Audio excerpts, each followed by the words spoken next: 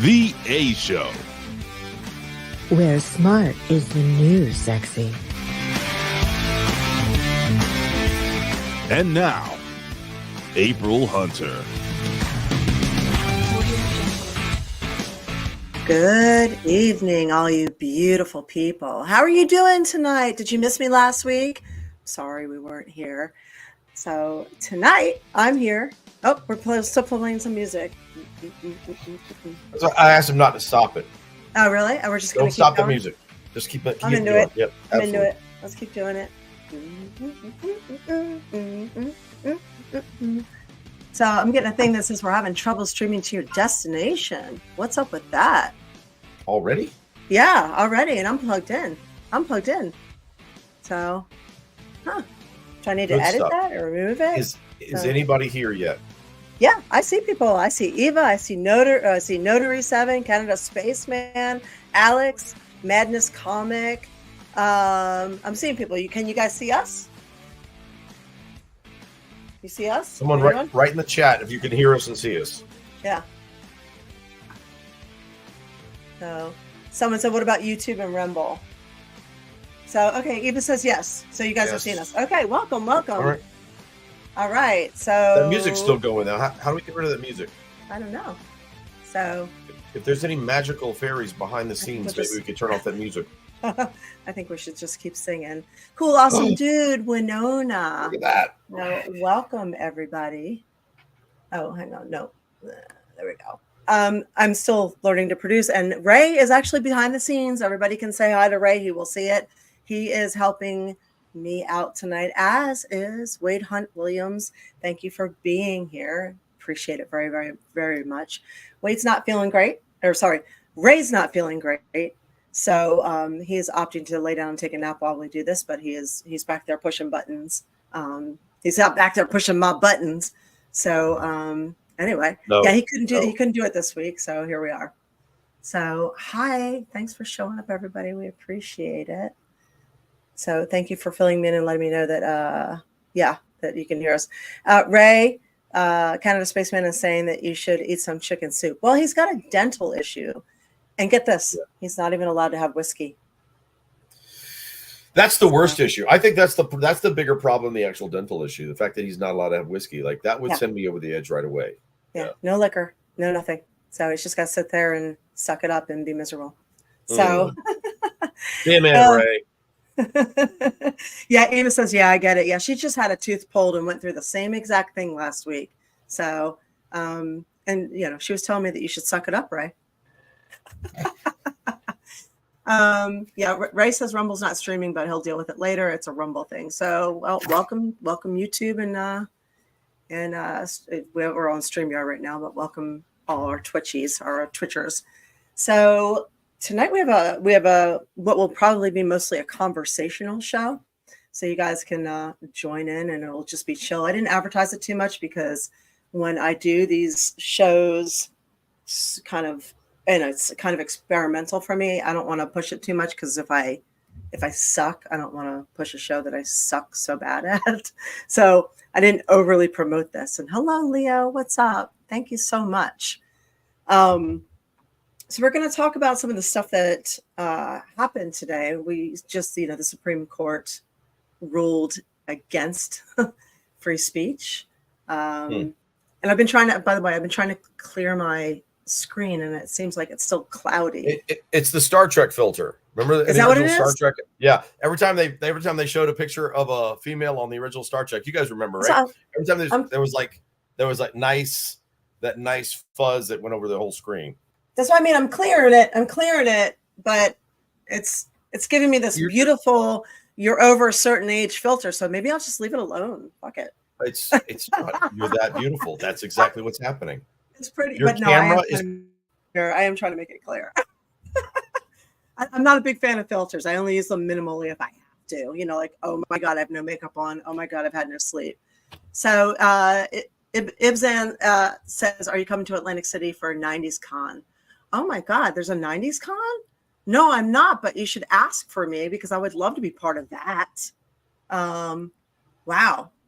So I was still kind of a baby in this business at night and in my 90s, but I will lie and say that I was well into it to do a 90s con for sure.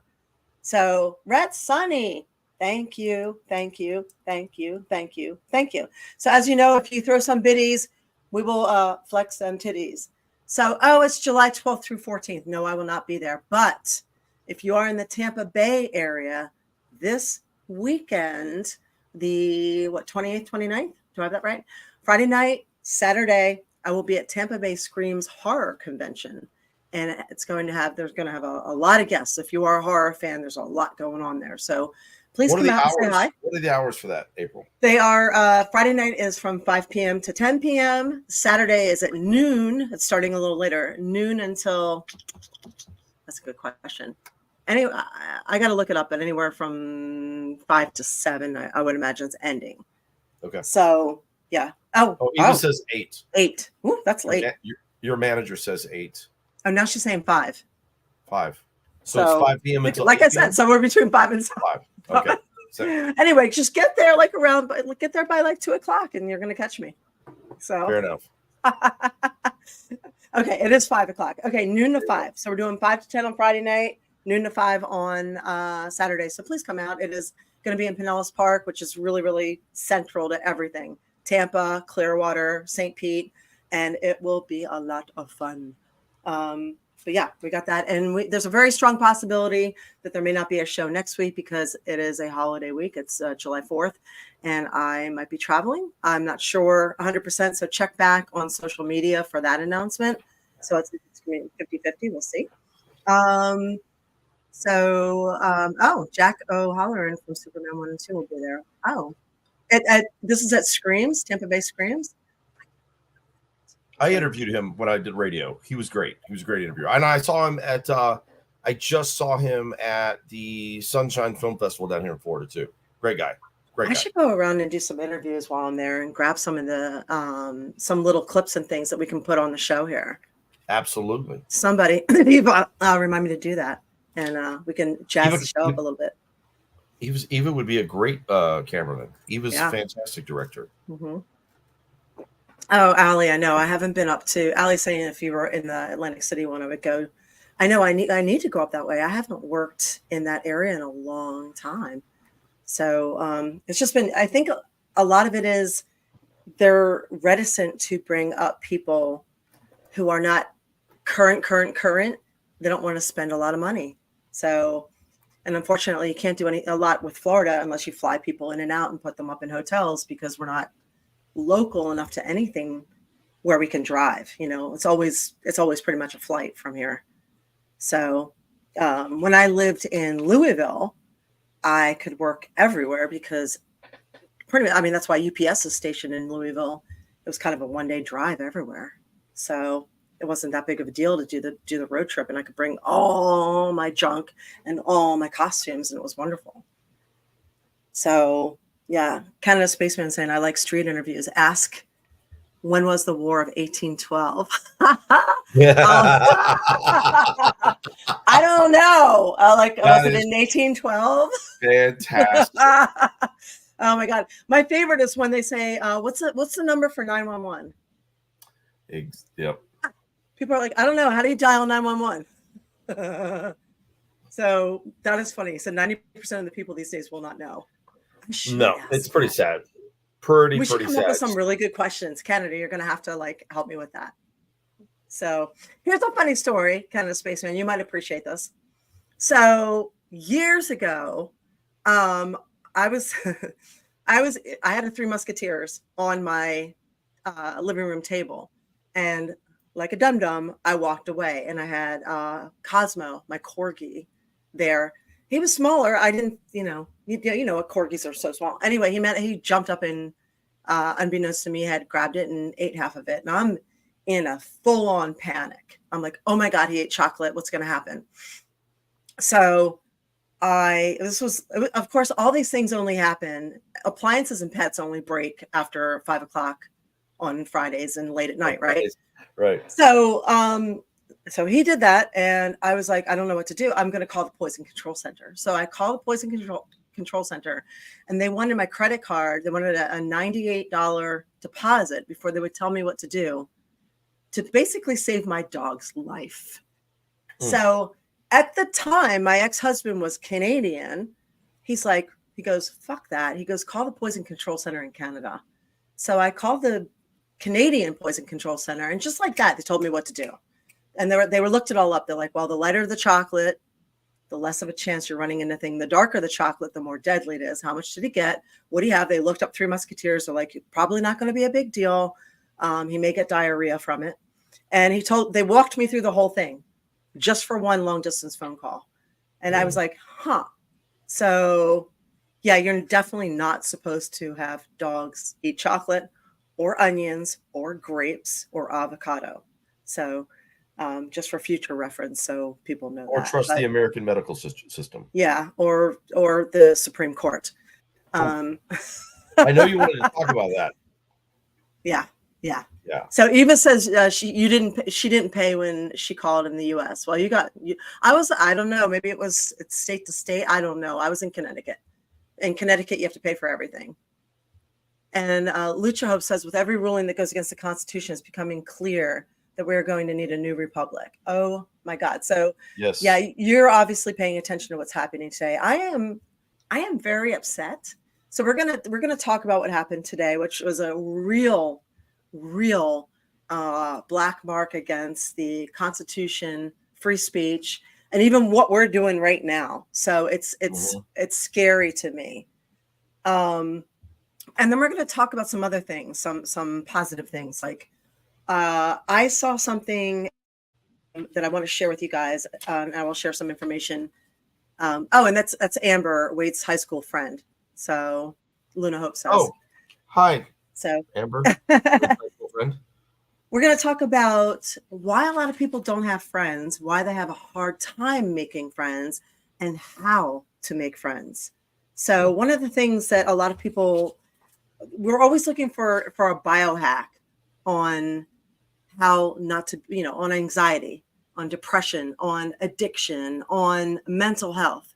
And there's one real solution to that, and that is friendship.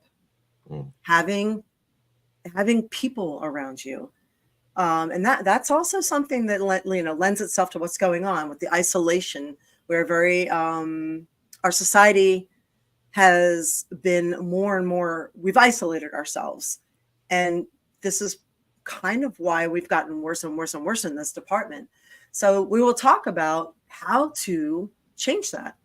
And there's a really simple answer to this that a lot of people don't understand. And a lot of times, we're not taught how to be a good friend. We're not taught how to be content or happy. Yeah. It even says it right there. Like I said, even in our Constitution, we're entitled to be happy, right?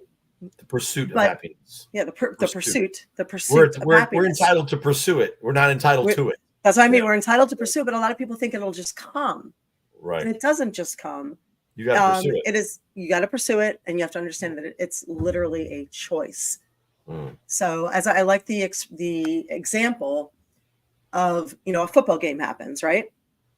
And you have people sitting here and people sitting here. And when the football game ends, some people are really upset and some people are really happy. But at the end of it all that happened was this game. So it depends on how you chose to see it, how you choose to respond or react to it, and your attachment to it all. So if you have to adjust and adapt for these things, and that's life. You can't control what people are going to do, say. It's none of your business how they think of you. You can't control what happens to you, but what you can 100% control are your reactions to it, or better, your responses to it, because reactions and responses are different. So if you train yourself to create new neurological pathways to respond instead of react, and if you understand that 99% of what happens out there is definitely not personal, you're going to be a much happier person. And well, to that, what I think is, if I can jump in, like Canada Spaceman just said, friends are overrated. Too many people just rip you off and backstab you. It's best to be alone or only make one or two friends of similar interests. Yes, I understand. And the reason I wanted to speak to you is because I know exactly how you feel, because I've been ripped off and betrayed so many times. And there is a tendency in the human spirit to just go, you know what, I'm done. I'm Mm-hmm. done. But we weren't designed that way. If whatever you believe, whoever brought you here, whatever created you, we weren't designed to be alone. You know, here's something that'll freak you out. Every single one of you. And if you think about it long enough, I think about it, it freaks me out. I have never, ever, ever, ever, ever in my life ever seen the back of my head. And I never will. I never will. I can see it in a mirror. I've never been able to look at my own. I mean, if you think about it, really think about it, you've never seen the back of your back. You've never seen what your back looks like. You need another human being to literally scratch your back. You know what I mean? And so most people aren't thinking of you. They're just thinking of living a life. Yeah. So Chuck says most people aren't thinking of you. So just live your life and don't care. And I agree that all you need in life is one or two friends. I love that something I saw on Joe Rogan. Like all you need is one or two friends in life, and you can conquer the whole fucking world, right? You really can. One or two really decent people in your life, and I'm lucky to have just 3 or 5. A lot of people who know me, a lot of people know April, but I'm lucky to have 2 or 3 people in my life that I know are ride or die, and they're and those people that I'm ride or die with, they have friends, and I'm friends with them, so they're associates, colleagues. If the people that I trust and love other people, I feel that okay trusting and love those other people as well. So, and hey, listen, everyone's going to screw up. Everyone's going to screw up. We're humans. That's the whole point. If you put all of your eggs in the basket, but what I think April's saying is you've got to have friends because the friends are what literally inspire you to get up in the morning. If it was just about me, if it wasn't about my kids or the people I love or the people, my friends, why get up? Why turn on the TV? So, Well, I mean, I was going to say we can talk about this later, but why not talk about it now? We're into it. So, and hi, Fred. Welcome. Nice to see you. So, all right, let's talk about it. So we're in it, right? So yes, you can get backstabbed by people. And there's, I've said this before to those of you who have been here. It's a default. Sorry, not a default. It's a defect in the English language that we have only one word for love. So you say you love pizza and you say you love your mother or your children, and it's still the same word, but those are two, those are very different meanings. And that applies to the word friend as well. So you can have a friend who is there to help you bury the body at 4:00 in the morning and never open their mouth. And then you have a friend who you talk about the end, the season finale of The Boys with at work on, Monday, and then you guys go your separate way, or that friend that you talk to every once in a while. I mean, you know what I'm saying? So you have friends that you've been friends with strictly because you've known them so long, and they might not even be that great for you. They might be toxic and shitty. And that Schadenfreude friend who is only around when you are down because it makes them feel better. So we have friends like that. They're super interested in helping us or listening when we're down because they love it. But how many people do you have in your life that when things are going great, like you got a promotion or you met somebody or you inherited $1 million or won the lottery? How many people in your life do you feel okay talking about that with them where you don't feel like that's going to be an issue or you're not going to make them uncomfortable or they're genuinely going to be happy for you? Yeah. And full disclosure. So I watched not a documentary, it might as well have been. It's a very long interview with a gentleman named Simon Sinek. So it was called Diary of the CEO. I encourage you to look it up on YouTube. Again, his name is Simon Sinek. You can find him on Twitter. You can find this Diary of a CEO on YouTube. It was a very complex, very long explanation of friendship and why we're not good at it and how we can get good at it. So I have condensed that down into some cliff notes to take some of his talking points and add them to my own. So I'm kind of stealing from him. So I will admit the plagiarizing here. And say thank you to Simon for this. And Colin's here. What's up? How are you doing? I'm getting over a pool virus and I didn't even go to the pool. That's a thing? There's a pool virus? Okay. A pool virus sounds kind of fun, though. I think Colin smokes a lot, though. I think so, too. Yeah. So fall into something that I'm thinking. The best always find each other. So that was my point to Canada Spaceman.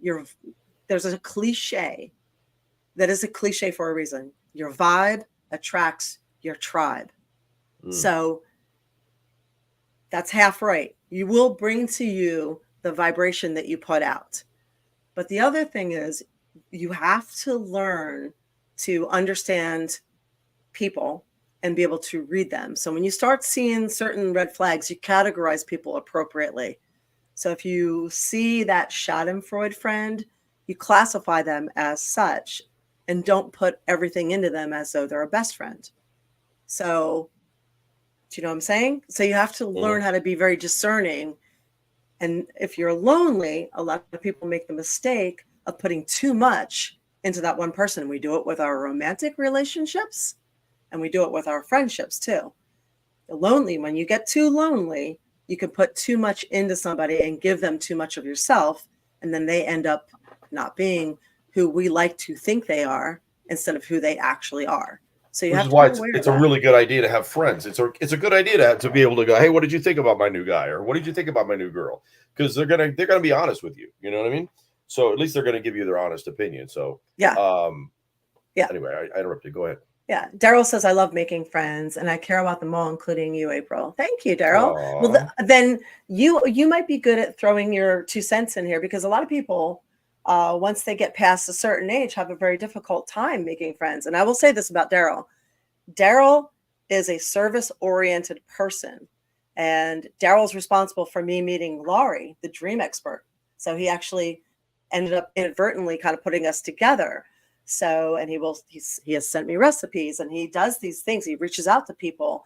And this is something that's kind of integral, being a service-oriented person, in order to meet friends. And we're going to get into that in a second. And Alex says, the older you get, the smaller your circle becomes. And I'm not sure that's true, unless you're talking about just by default, as we get older, obviously some of our friends are going to move away, or natural selection, they're going, we're going to lose them because they die. But I don't know if that's necessarily true. I think you can make friends at all ages.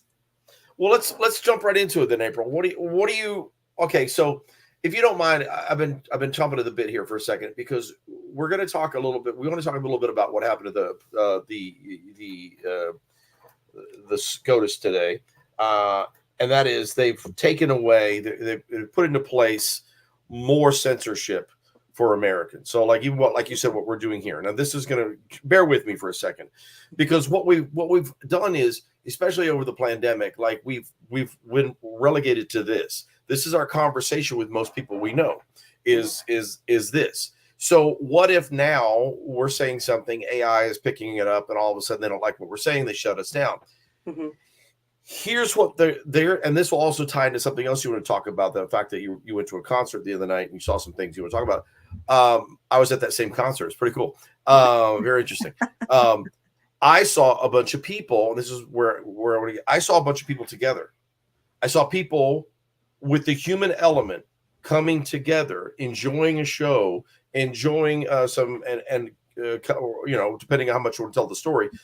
But my point is, I don't want the audience, or even you, April, to be necessarily scared about what the highest court is doing. Because let's put it this way. If we all haven't come to the conclusion that our entire government is corrupt, right, left, in between, the people in the Senate, the people in Congress, the people in they're all absolutely corrupt. The whole thing needs to fall. And I think what they're trying to do is they're trying to get it to fall into a direction that I personally don't want to see. Mm-hmm. I don't want it to fall into, chaos and mayhem and leftism and all that stuff. But it does need to fall. It does need to fall off. So I think what we really need to do, and you had mentioned this before, April, I watched your show, and you're waiting for the justice to show up. You've helped host the show. You've helped host it as well. Well, thank you. Well, I have the best teacher. We're waiting for justice to show up. We're waiting for Superman to come down, and it's. Let me tell you something. I don't think it's going to happen. Mm-mm. I'll tell you where the justice is going to come from. This is my personal opinion. Is the minute that we stop giving a rat's ass about what anybody says. I don't care Yeah. what anybody says. You're not tell me what to do. You're not going to tell me. I'm going to be good to my fellow American or my fellow human being. I'm going to be good to them. I'm going to, but I'm not going to be nice to them if they're trying to hurt me or the people I love. And the rest of this stuff, we have to stop making Congress. We have to stop making government our God. It just has to stop. And the minute we take the power away, the minute they show up at our door and we just close the door on them and go, I'm not listening to you. I don't need you. The minute we don't need them, they lose power. So that goes into whatever they say at the Supreme Court today doesn't matter to me. I don't care.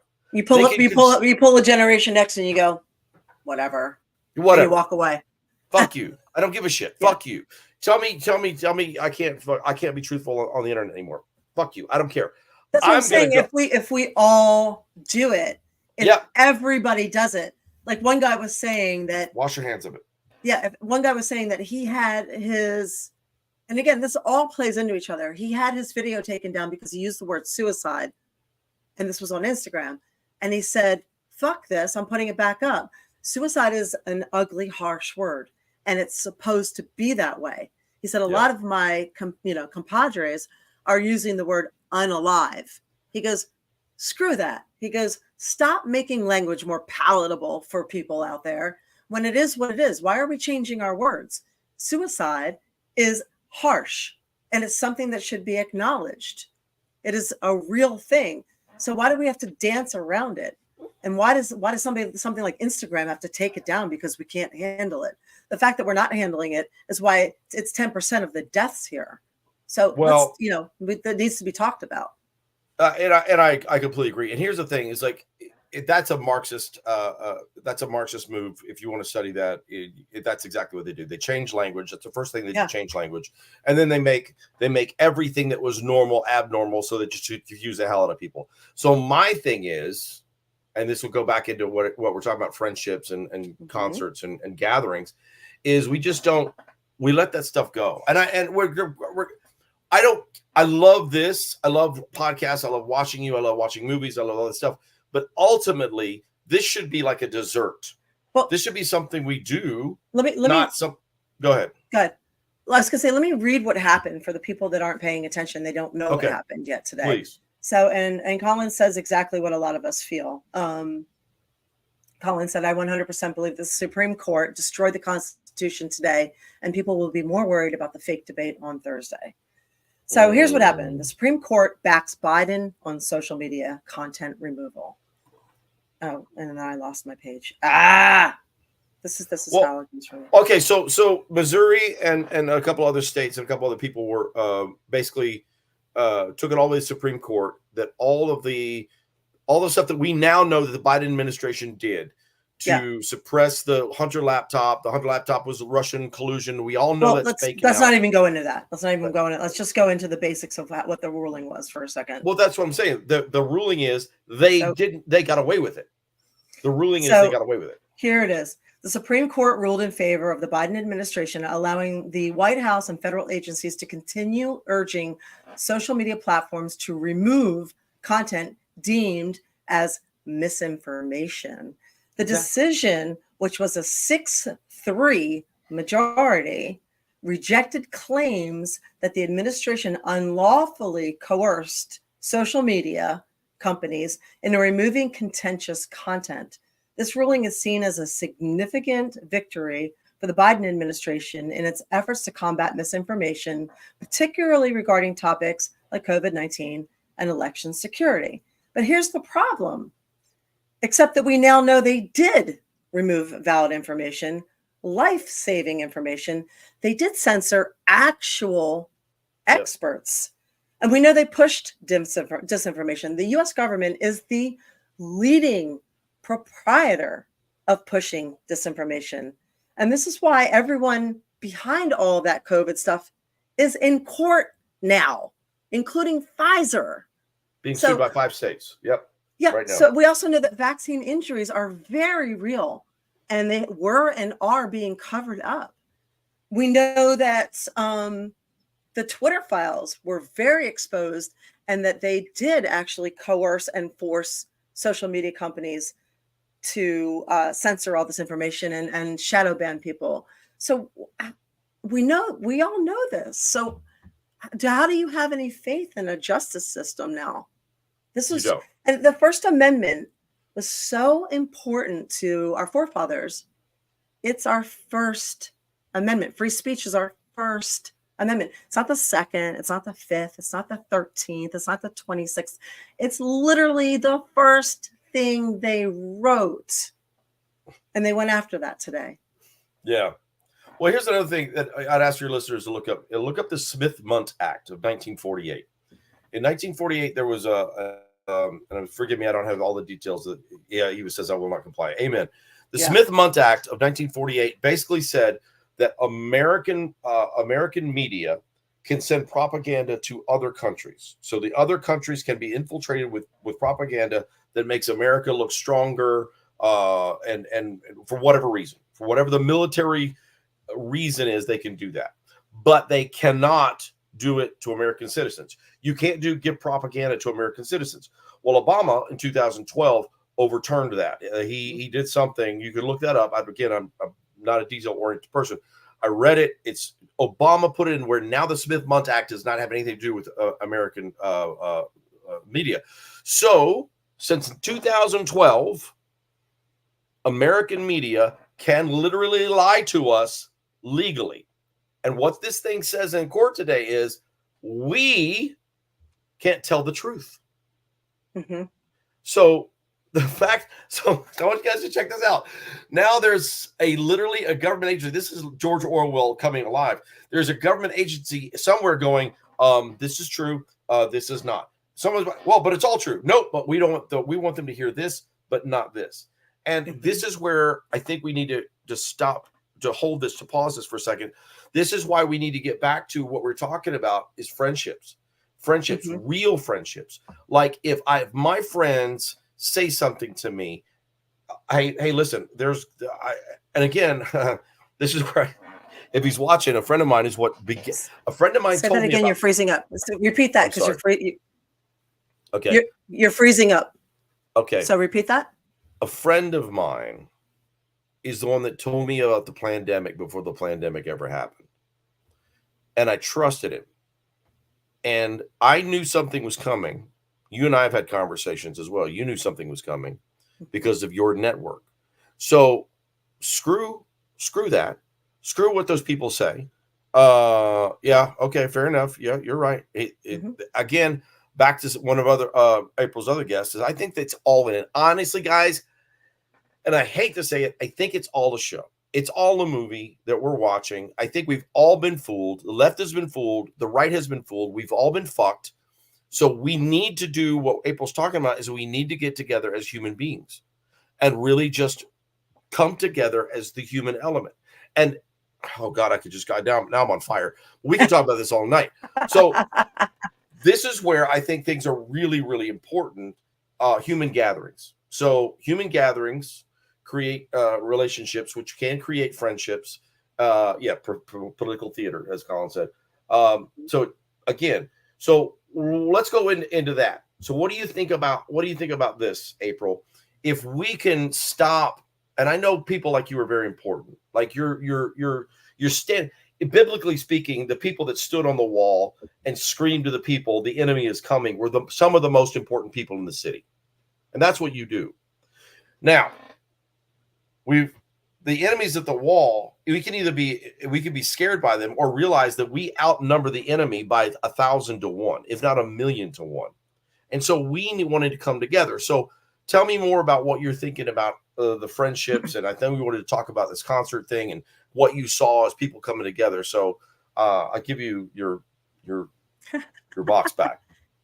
Well, I think Red Sunny and hi Jameer. I think Red Sunny nailed it. There's only one way out of this, and it's to unite.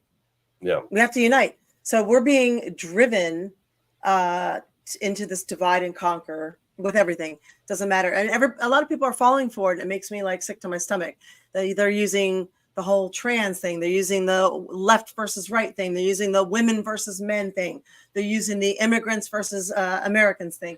They're using black versus white and Hispanic and Asian, and they're using all this stuff to divide us. When in reality, it's like that saying, that experiment when they said that, the black ants and the red ants in the jar got along fine until somebody shook the jar. Shook them up, yeah. And then but you got to look at who's shaking the fucking jar, right? Mm. So we have somebody shaking the jar, and you're seeing this whole. Every time I see somebody, it's like woman, man versus bear, or woman versus bear, women, man. It's like, what are you doing with this stupid stuff? Why are you responding to it? It's just another divide and conquer tactic. Like, stop. Yeah, we should all hawk Tua. That's what we should exactly. Do. Yeah, hawk Tua on that. Hawk Tua on that. That's what you do. Hawk Tua. Hawk Tua. Sorry, I had to get that in there. No, I know exactly. You got to do it. So that's how you handle it. That's all you handle. You hawk Tua on it. You hawk Tua on that thing. No, really, you should. Yeah, hawk Tua on it. Hawk Tua on that. But for real, we really, really should unite. We should see it for what it is. Yeah. And here's the thing. By people not being able to make friends, by people not being able to understand each other, or understand that the media version of each other, like the media version of the white man, the media version of the black woman, the media version of the Mexican, the media version of the trans activist is not that person. It is a caricature of that person with an agenda behind it. If you've actually ever met anybody transgender, get to know them. If you've met anybody and worked with a lot of people from Mexico, get to know them. That's what I'm saying. This is a way for them to fuck with us psychologically so that we don't get to know people and we don't let them in. Do you know what this is? And this is exactly. It's been going on forever, like forever and ever. Up until recently, everybody black was a criminal. Do you remember? That's how they were portrayed in movies. Mm-hmm. Now they're switching that agenda. Now it's all white men. There are all racist KKK guys who might just shoot you. It's all the same shit. Yeah. They just want to brainwash us into thinking this stupid shit. So don't fall for it. Don't fall for it. No. Just see it for what it is. They're just trying to make us afraid of each other, make us hate each other. So when they have that cliche that love is the only way, it sounds dumb, but it's really true. It's really true. We make decisions, and the opposite of love is not hate, it's fear.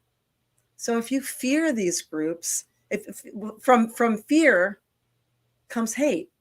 Mm. So if you turn around and you do the best that you can to make decisions out of love and to see things with love, you're probably going to live a much better life. So doing your best to unite, doing your best to have empathy, doing your best to live a life of service is going to take you down a path that puts you on a much higher vibration and get we're all, this collective energy we have is low right now. It's really low, and they're throwing everything they can at us. So it's not working for us. It's not working for us. We see people who are upset, depressed, anxious. So what's the harm in doing our best to try and unite and stand up and just say, you know what? No, we're not going to use those words that you want us to use. We're going to use our regular language. No, we're not going to do that. No, we're not going to take any more shots or stay inside. No, we're not going to kill off our chicken flock because you're making up some disease. No, we're not going to do any of this stuff. We're just not going to do it. I'm sorry. So F off, and I'm going to go hang out over here with my friends. Yep. So yeah, it's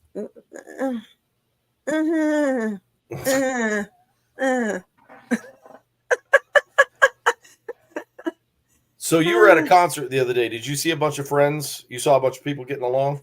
Well, wait, I want to go into the friend thing while we go here. Oh, that's what I'm saying. So I wanted to say something. Please. It's your show. So 2 things. I want to say 2 things.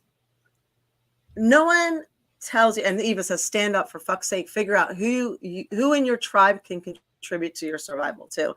And I don't know if we should live on a survival mode, but stand up. Yeah. Stand up and find your tribe, you know? But no one tells you when you become awakened. And I know everybody in here is awakened to some degree. What no one talks about is how difficult it is to work a normal job and to go out into normal life and to see things. It's like once you take that red pill, or like I like to say that purple pill because we're in the middle. Once you take that pill and you start seeing things and you understand what's going on and how we're being manipulated, and where the money behind things and the control and the power, once you see it, I mean really see it, it's hard to get up in the morning sometimes and get dressed and put on your makeup or do your hair and get your clothes on and go out to a regular job and work for the man, knowing all this stuff. And then it's really hard. It can really be exhausting.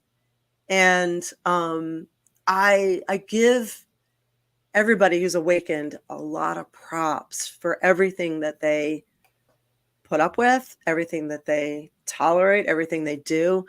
And I urge you to make sure, because this can really get to you mentally, I urge you to make sure that you're doing things that you really enjoy. So human beings were not meant to work so much. We're meant to play as well. And we are the only ones, if you look at across the whole animal kingdom, we are the only ones that kind of stop playing once we get to a certain age. And it's a problem. You should go back, take a look at what you used to do when you were a kid, before, money and paychecks and all that crap got involved. Look at what you really enjoyed as a kid, whether it's riding bikes or painting or, woodworking or anything. Look at the things that you really like to do and go back and pick some of that up, because when you lose time doing the things you love, it kind of regenerates your batteries. And yeah, and like Jamie says, hi Jamie, it's self-care. So do be sure to get enough self-care, and it's not being selfish. So it is something that is absolutely necessary. So make sure that you are getting enough self-care and putting yourself first. And that's not being selfish. That's being that's self-preservation. That's making you Let's put the oxygen mask on yourself first. Yes, Yeah. Make sure you're putting the oxygen mask on yourself. Absolutely. Big Wig says, if I climb a tree at 53, I might kill myself. I don't know. Try it. Just to make sure you're, just try. Start with a small tree. Start with a small tree. Mm-hmm. That way no one can blame April. And Winona said something, she said, that's how every cult leader works. They brainwash you to believe you can't take care of yourself and you need my help because we're just acting for your best interests. Yeah, and exactly. That means the government is the biggest cult leader of all. They are. Yeah. And Daryl says, no matter what color, not everyone is a bad person. Don't be afraid to walk beside or talk to people because they're different. The end result might just surprise you. I would venture to say, instead of saying no matter what color, not everyone's a bad person, I would reckon that the overwhelming majority of people are actually good people. So generally people are bad. There's a small amount that are bad people. And then sometimes there's a gray area where good people do bad things. And that's often there's a reason for it. But I would say the overwhelming majority of people are good people. So despite what we see on the news, they want you to not know your neighbor. And there was a time where everybody knew their neighbor. The whole village raised the kids. I mean, I remember when you were a kid, your neighbor, if you acted out, your neighbor could smack you on the ass and nobody thought anything of it because you deserved it. You had it coming to you. So the biggest act of defiance that all of us watching, all of us here, the biggest act of defiance that we could do is not necessarily go hang them high in the streets, even though sometimes some of us like to do that. The biggest act of defiance we could do is just come together. Come together and healthy. Get along, be healthy. Ignore what these people are saying. They've got no control, no power over me. The minute they have no power over me, they lose power over everything. Again, I want to stress to everyone, the people that are in control, maybe 3,000 people, maybe. I think at some point we did the numbers. Like maybe there's 3,000 people in charge of 300 million.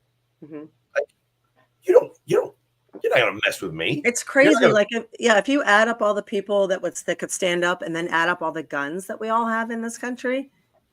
Exactly. I posted something like that. There's 300 million guns and about 1 trillion rounds of ammunition. If gun owners were the problem, you would know it. Yeah.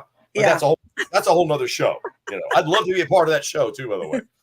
So Luna Hope says, I'm a drum circle facilitator. I literally play music with people all day long. I want to do that. I bring silly instruments to people who need who need to find agreement and be heard, 200 people at a time. I want to try a drum circle. That's on my to-do list. Okay. Now I know more. Yes. That's awesome. So that's on my I've almost gone to a drum circle several times. I have people that either run them or go to them. It's up there on the must do soon list. That sounds amazing. So so here's how you become a rebel. Okay. You learn to eat well, eat healthy. You refuse to live in fear because that's a conscious choice. You get yourself out of debt as much as humanly possible. So you live financially free.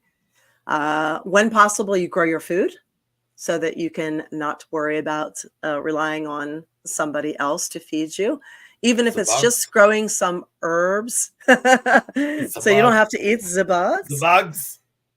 Even if you're growing some herbs in your kitchen windowsill or whatever, just grow something. And you start making friends, make a lot of friends, literally have a social network that is for real, not imaginary. Right.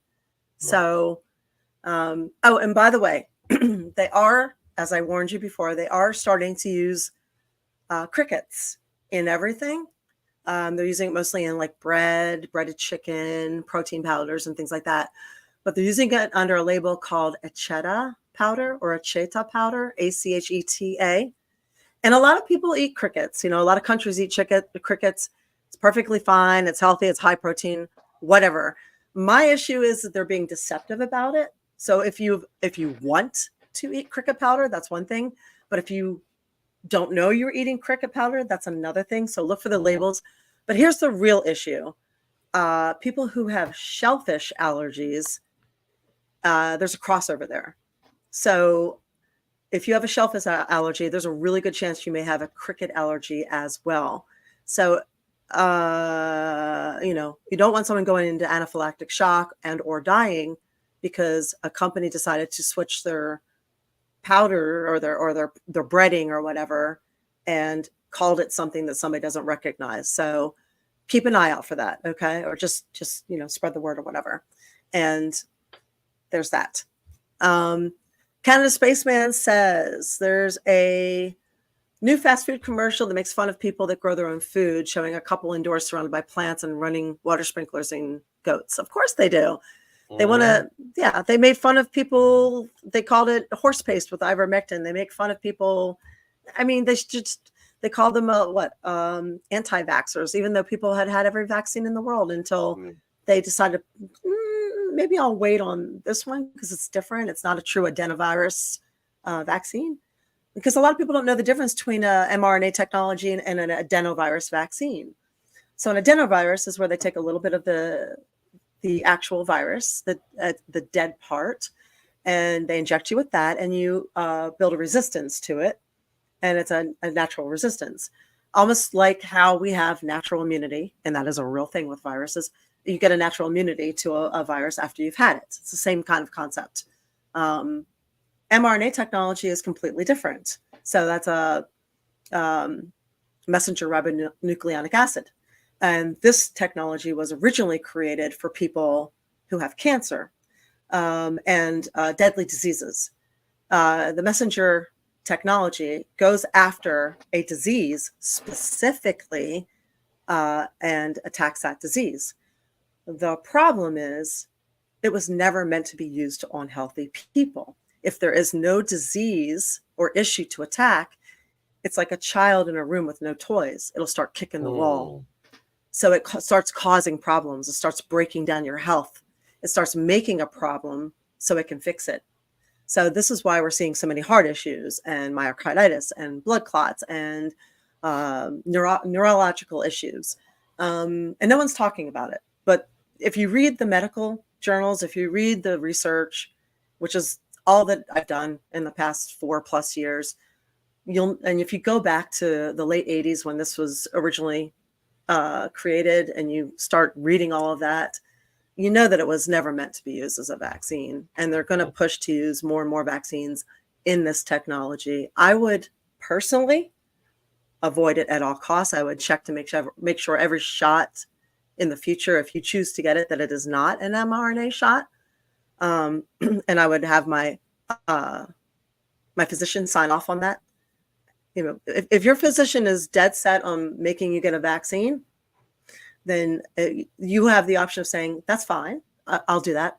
But I would like you to sign this paper, this waiver, saying that you personally guarantee with your insurance that there will be no side effects and no issues. And if they are unwilling to do so, then you have them sign a medical exemption. So if they can't promise that you're not going to drop dead suddenly, or your child's not going to have a massive heart attack while playing on a playground, or that you can't take an aerobics class without worrying about myocarditis, then Yep. Anyway, so and it seems like that's what's going on right now. But yes, crickets are they are protein. They are protein. I'm not gonna rank them up there with eggs. So I would say that eggs are a lot healthier.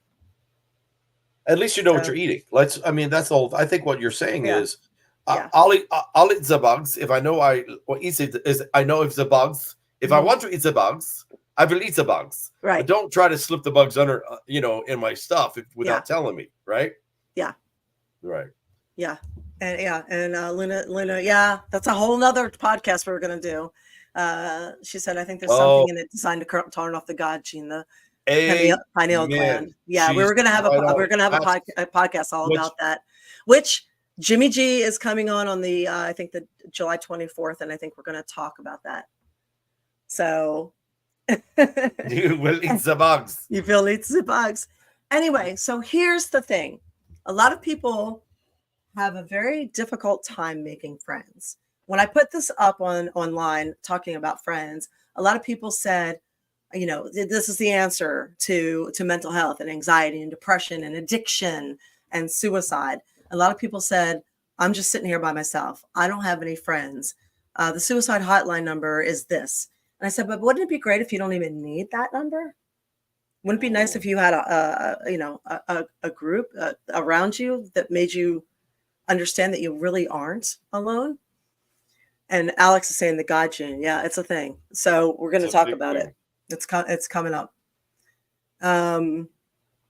So a lot of people don't understand how to be a friend, or they go into something wanting something like, what will I get out of it, instead of what can I do for you?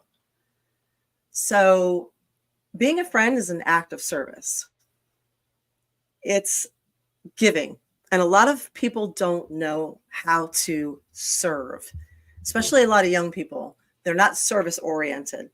They have not done that type of work.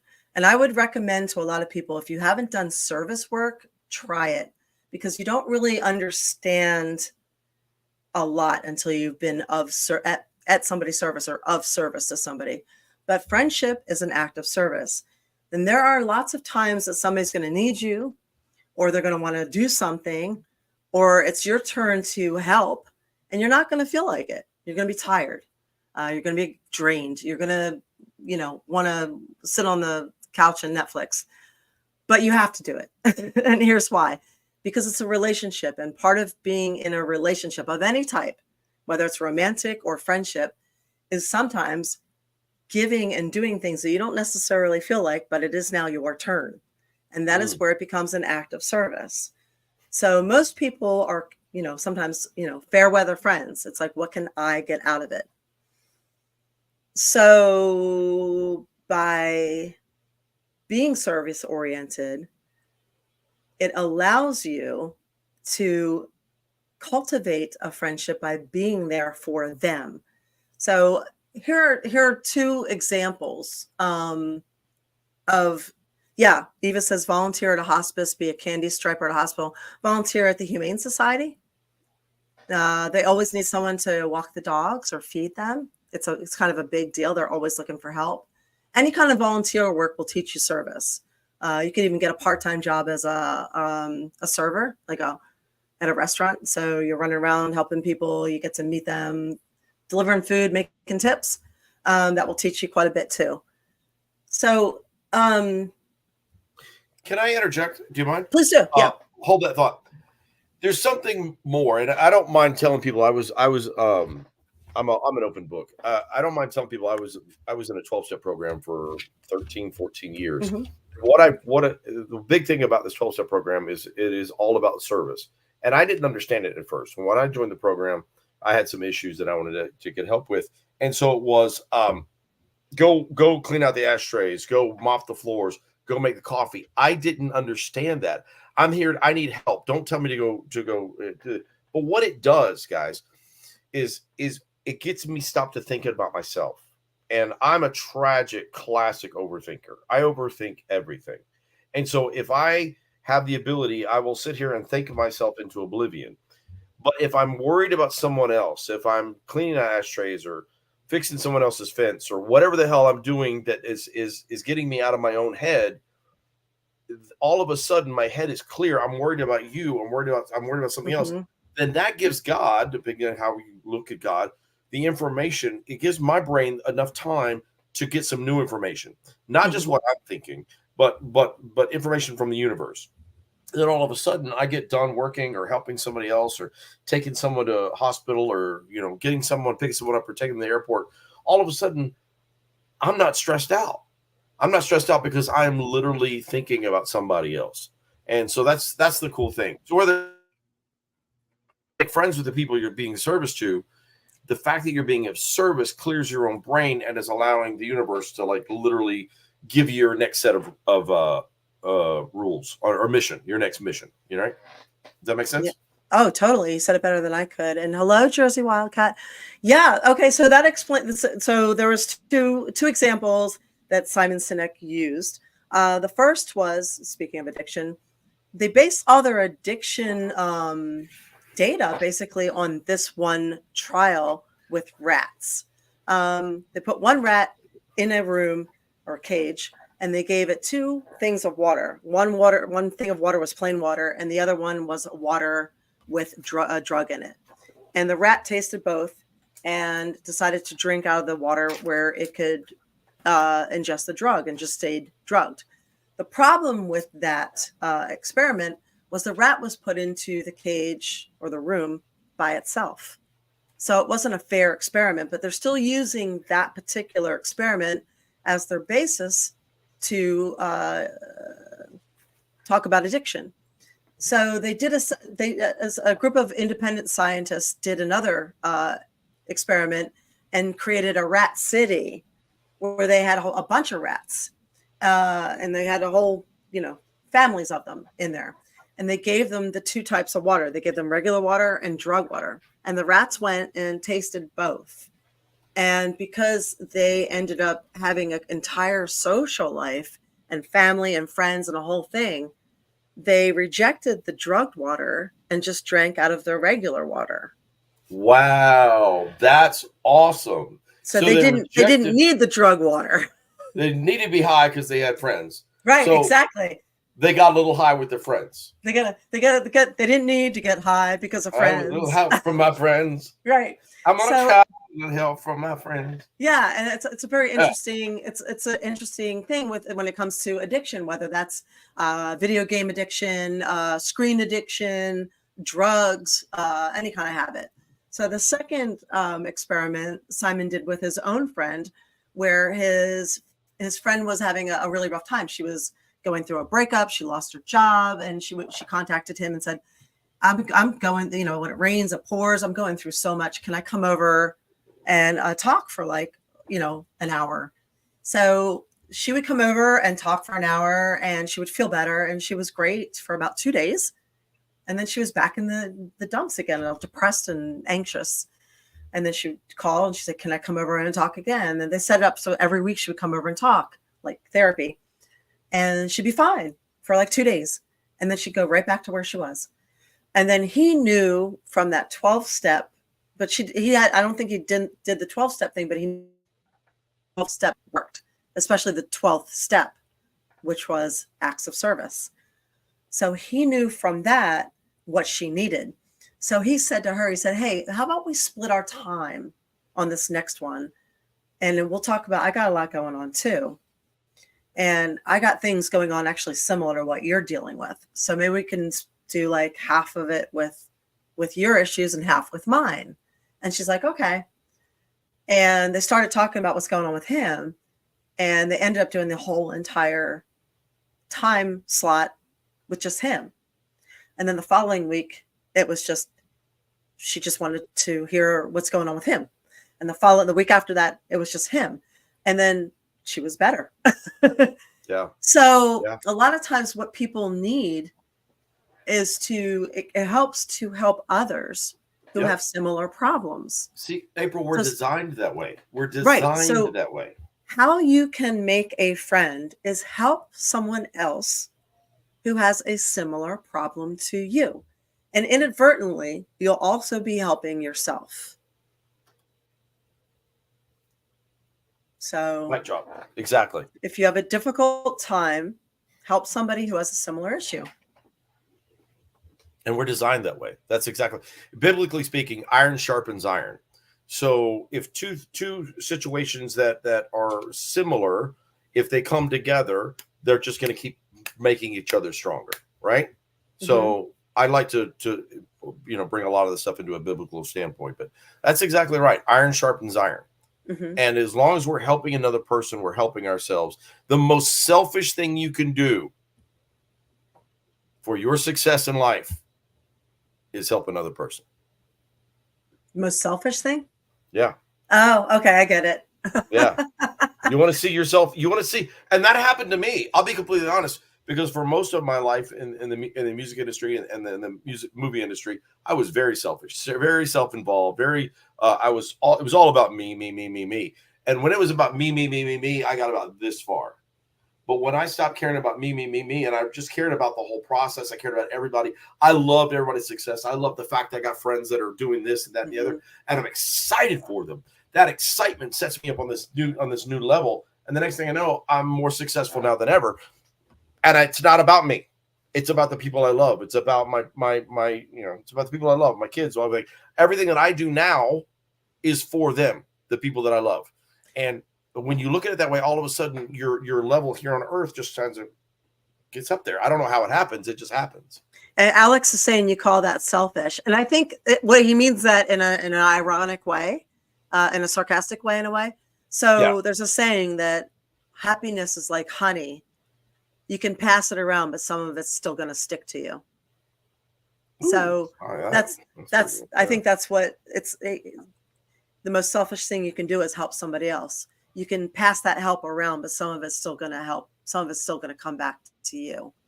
Yeah, it was just tongue in cheek. Like if you want to see yourself, if you want to see whatever you're working on, really, you want to see yourself be successful.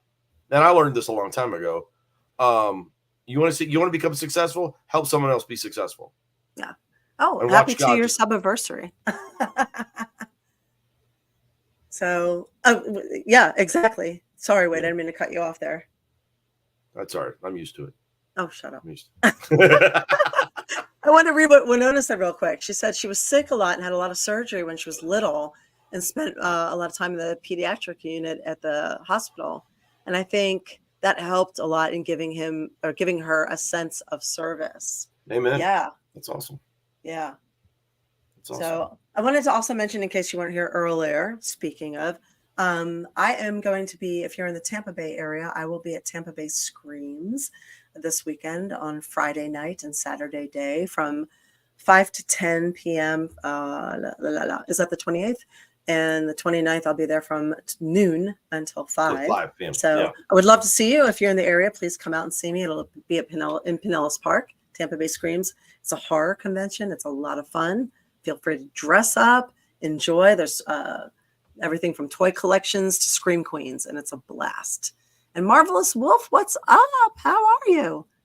I also want to say that we may or may not have a show next week because it's a holiday. So check my social media, Twitter, April Hunter, Instagram, Real April Hunter, Facebook, Real April Hunter. Check social media for that. We're playing it by ear right now. And there's that. I just want to throw that in while we have lots of people in here right now. So, and I wanted to additionally say thank you for being here. So without you, we wouldn't have this show. So I appreciate you showing up. Okay. So just want to throw that in between.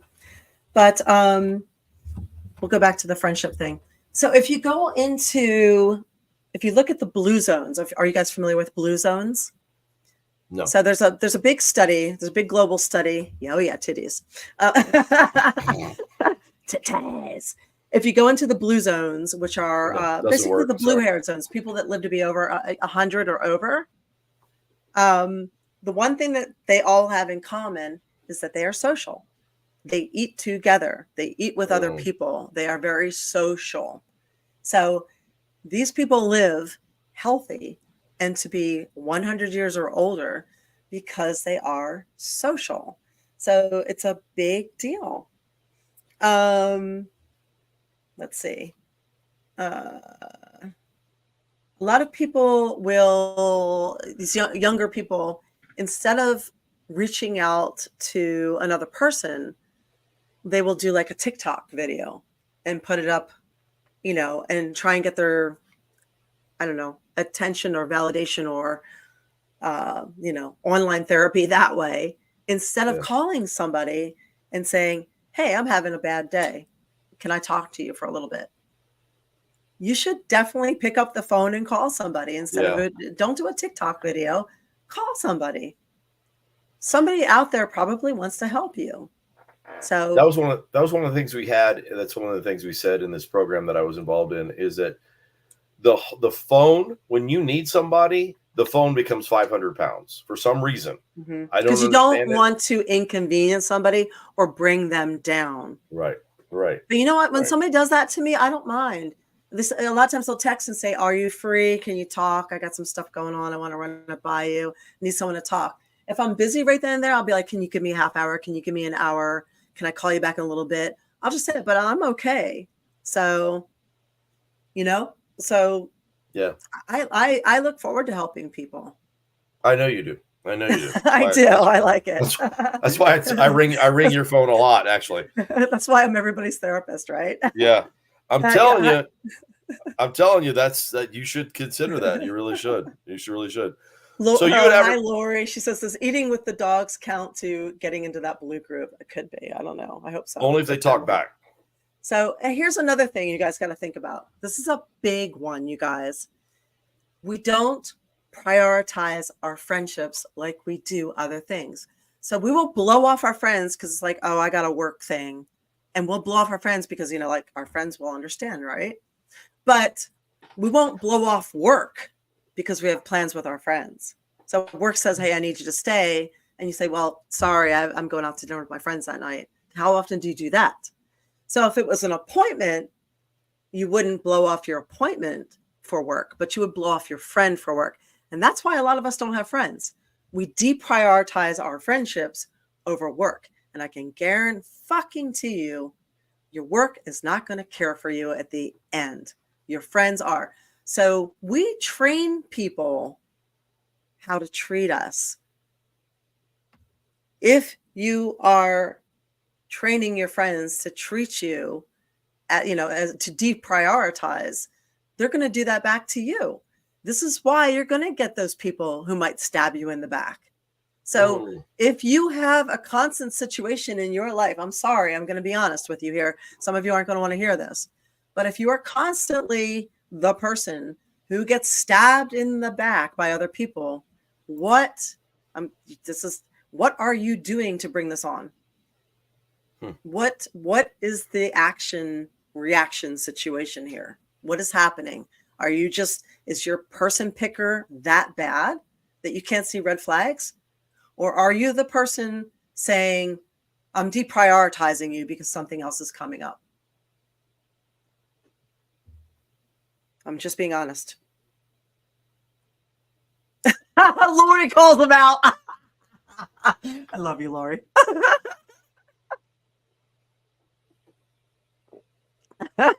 Canada Spaceman says, today's podcast was brought to you by the song Friends and featured on the segment of Sig Monsters. You guys are awesome. Yeah, Alex says instead of calling a friend or seek professional help, people are posting their mess on TikTok. That is true. And, it's not entirely a bad thing. Sometimes you can get group help. But generally, there are not a lot of professionals out there hanging out on TikTok that are going to give you the right answer, who are completely trained in the right answer. Sometimes what you're doing is correct, and sometimes what you're doing is eliciting a reaction of incorrectness, basically. So calling a friend or maybe seeking a therapist might be the way to go. A lot of people don't want to spend the money for a therapist, but I'll tell you, there is something extremely helpful in knowing you're paying for somebody, trying to get the most out of that 45, 55 minutes, that hour, going, I am paying for this motherfucker. I'm getting everything I can out of it. Here's my list of everything I did this week. Here's my list of what irritated me. Here's my list of what I don't know if this is normal or not. And that person does not care about you. They don't have a vested interest in what's going to happen. They don't, they don't, they don't, you're not going to hurt their feelings. You're not going to hurt their feelings. They've literally heard everything. So you're not going to shock them or upset them. They're not going to be like, well, if she chooses this, then, I'm not going to be able to go on vacation or something. Like they don't care. They're just going to shoot you straight. I can't tell you how many times I've done something. Well, this is very validating. How many times I've done something or said something, and I'm like, I don't know if that's normal or not. I'm like, on my way out there, and my therapist is like, fuck yeah, that's something. You're right. That is completely normal. That person is wrong. And I'm like, how many letters do you have behind your name? And can I take you with me everywhere? Because I was made to feel like I was the bad person in this. She's like, you're not. You weren't. Yeah. Thank you. That's a big deal. Thank you. That's a big deal. Well, again, there's a lot to be said for therapy. A lot to be said for therapy. There's also a lot to be said for the fact that, I'm one of those people, like, I don't know how many people actually get together.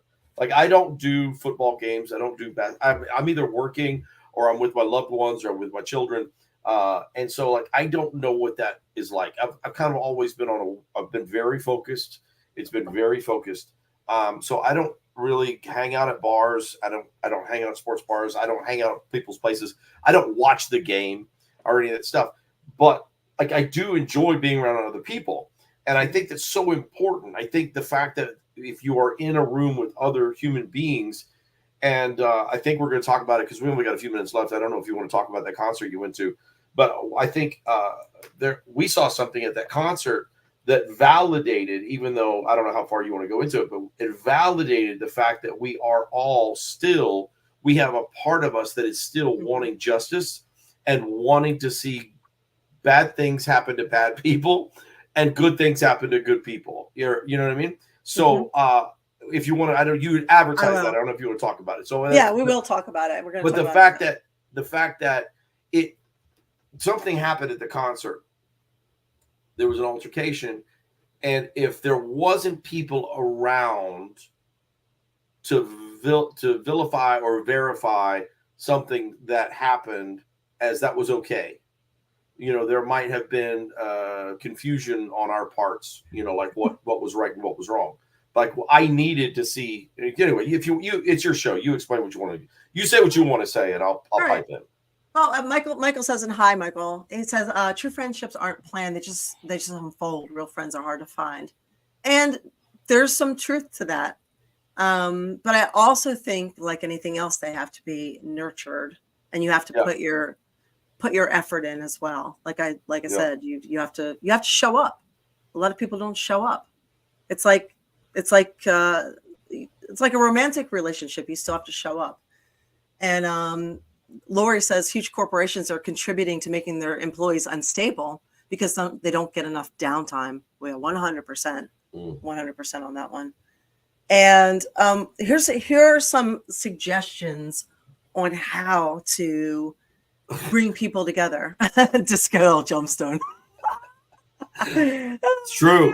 If she doesn't hawk to her, I don't want to hawk. I don't want to talk to her. I don't want to talk to her. Yeah, exactly. Oh my God. True story. Good Lord. So, okay. So here's some things you can do. If you can't, if people aren't doing it, you could be the solution to the problem. Why don't you organize a game night? Or you could throw a dinner party. Why don't you get on meetup.com and start looking up some things that you have interest in, like our one lady here said, drum circle, or I go to a metaphysical meetup. I've gone to writers groups. There's groups that go to dinner together, like try out new restaurants. I've done those too. There are people that go to dance classes together. You can look up whatever your heart desires and sign up for some of those groups. That's how I've met some of my friends. I met two very good friends who were actually in this chat at a metaphysical, what was it? It was like a weekend retreat. So we went and it was a psychic medium retreat. I've met people. I used to go to an atheist meetup group. I'm not an atheist anymore, but I went to an atheist meetup group and I met a lot of wonderful people there. And one of them is still a very, very good friend of mine. And that's through the meetup groups. So you can meet people everywhere. And I regularly have people over for like game nights. We will go to the Ren Fair. I will have people over for dinner parties or dinner. So you can do these things, even if you just go out to like Boston Market or whatever and pick some food up and have everybody bring some stuff. Everybody just bring something. Have a movie night. Yeah, have a movie night. Have a gaming night. So Ray says I met a ton of cool people at random orgies. So if that's your thing, go to a random orgy. We don't judge here. You could go and get a pool virus like apparently Colin did, Anyway, speaking of meeting a ton of interesting, cool people, we went to the Jamie Johnson concert last week, and it was very unique, strange venue. Yet Colin was running the orgy. So it was out in Pinellas Park. It was right now Florida is aggressively Florida. It is so hot. And unfortunately, the venue did not correctly advertise the whole situation. So we were outside. And before I go into this, Fang, am I saying this right? Fang says it's not good to seek solace in others because the world of 100 pennies, in this world of 100 pennies, who are the four quarters, that you can really trust. And that's not my brain. That is true as well. So, but it's never a bad thing to meet new people. Everything in balance. Everything in balance. Like if your entire world is wrapped up in your friends and not yourself, you're out of balance. If your entire world is wrapped up in your significant other, you're not in balance. So you've got to have a balance. I've got to have friends. Yeah. I've got to have my lover. I've got to have my kids. I've got to have my work. So it's a balance. You know what I mean? Yeah. You can't just give it all to one thing. And Bigwig said earlier that he got married young. I saw that comment and I forgot to. He got married young, and a lot of his friends stayed single, and everybody kind of grew apart. And that happens too. Or here's the worst one: when you're married for a while, and all your friends are married friends, and then you get divorced, and now all your friends have to choose a side, and you lose your friends. Mm-hmm. So or this is what happened to me.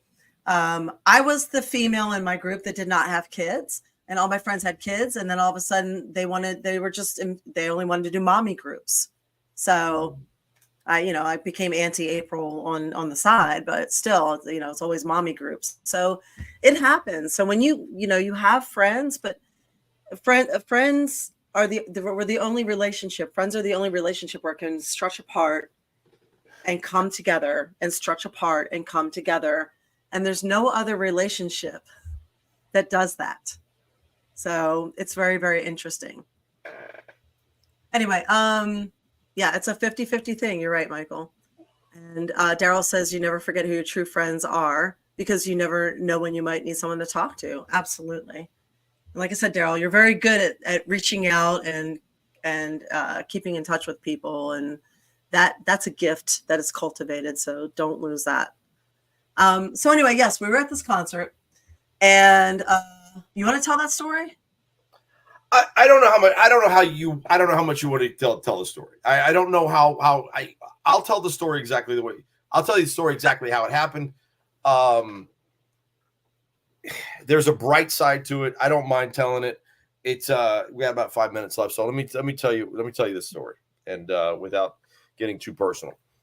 What? Velvet Sky Kids are probably creating Northern Married people. Yeah, we walk to the beat of our own drum, right? So this beautiful redhead and I were at this Jamie Johnson concert, and this lovely lady decided she was going to ask some people to sit down because, like you were saying, there was some misinformation in the tickets, and there was supposed to be air conditioned. It wasn't air conditioned. Everyone was hot.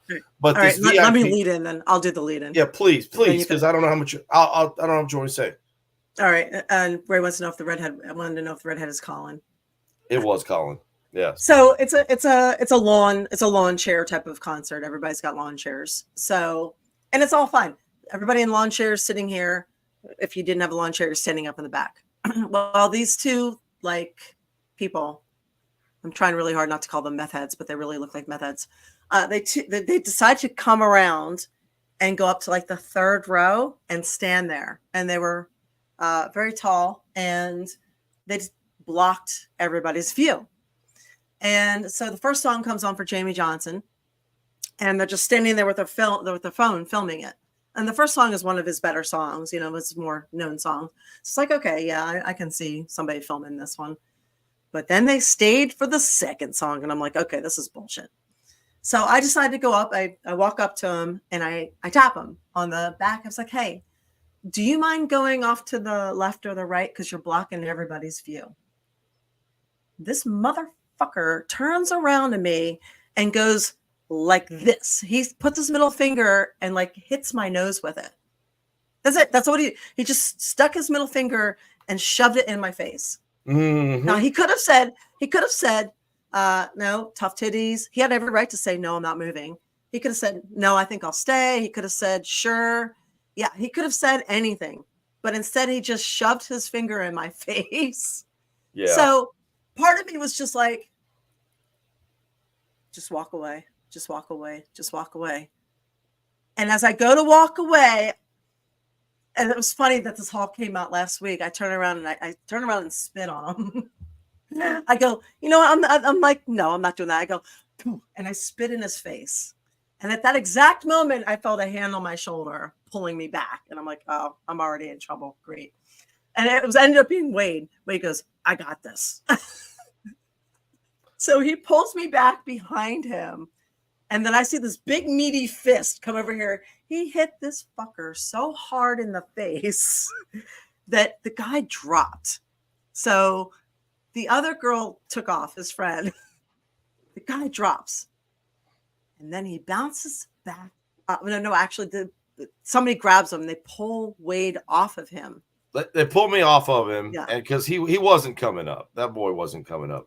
And not that I'm proud of it, but no one screws with my redhead. Period. No one screws with Rachel.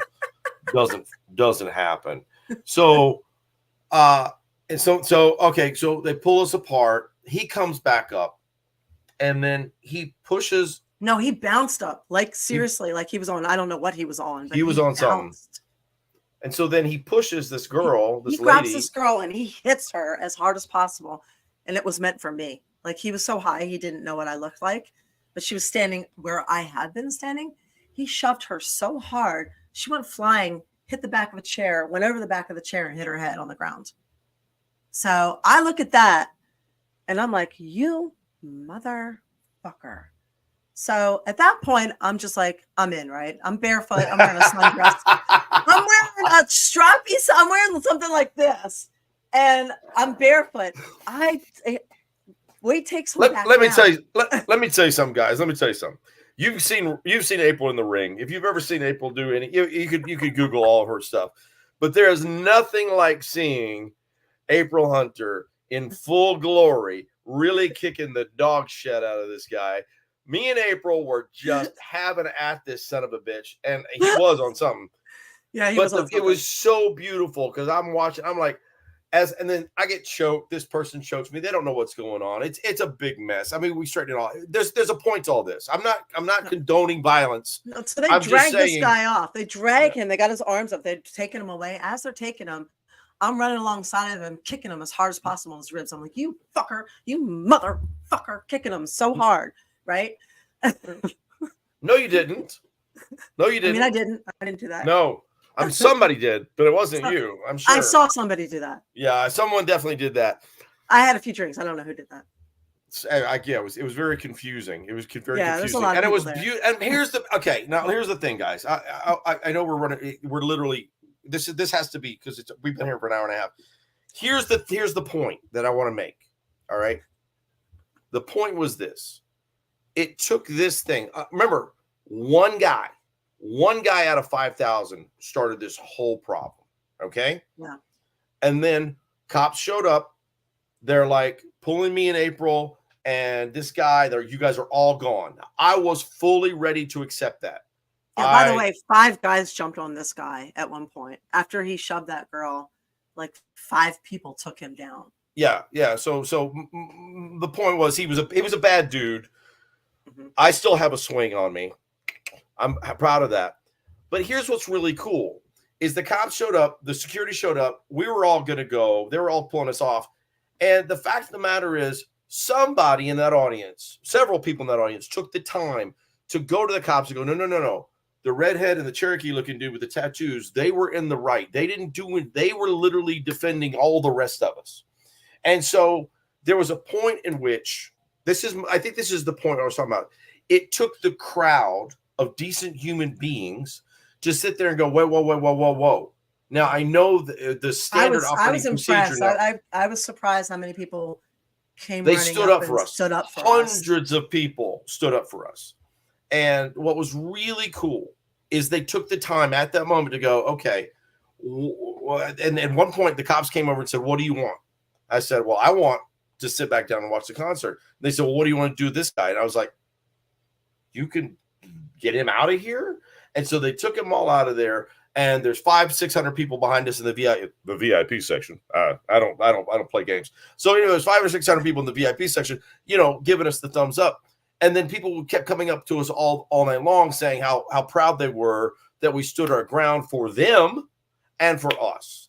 And so guys would come up to me and all night long, it was like, hey, you did something the rest of us wanted to do. Was you stood up for a woman and you didn't back down. And on top of that, that's enough. But on top of that, people in the crowd and the cops themselves saw what was the right thing and made the right decision. And needless to say, we sat back down. I broke my pinky. My pinky's broken. You can see that it's all messed up. We did get free beer, by the way. We got free. We got free beer, and we made a lot of friends. So isn't that the point of the whole show? We did make some friends. Yes, we made some friends. We came, we kicked ass, we made friends. There it is. All right, Ray, send us out. Hey, thank you so much for being here. Yeah, I didn't want to tell that story online, but here we told that story online. So thank you for being here. Come and see April. Yep, there we go. Come and see April Saturday by the day coming out. Oh, let's see. What is this here? Oh, yeah. So that's Notary. That's Anna. Hi, Anna. Yes. Where are you going to be, Wade? Go see April at the HorrorCon. and then Yes. come see me at Southern East Saturday. Yes, all we're right? Southern East. That's in Lutz, right? You're It's in playing that Lutz, night. Lutz, Florida. Yeah. Yeah, for those Yeah. of you who don't know, Wade is a country singer, a very good one. He's also an actor. You may have seen him on HBO, now Max, on a couple of Burden of different Proof. things. Yep. All sorts. Yep, Burden of Proof. So, yeah, go check him out at Southern East if you're in Tampa, and I will be out there at Tampa Bay Screams during the day. Thank you for being here. We appreciate it. You can see more of me on aprilhunter.net or patron April Hunter, and I appreciate you being here. Everybody have a wonderful night. Remember, choose love, not fear. Thanks for having me, guys. Appreciate you, April. Bye-bye. Thank you. Get better. Get better, Big Ray. Go ahead, Wade. You got to do it. Do it. I don't know if I have it. Everybody has to do it. Make the ladies happy.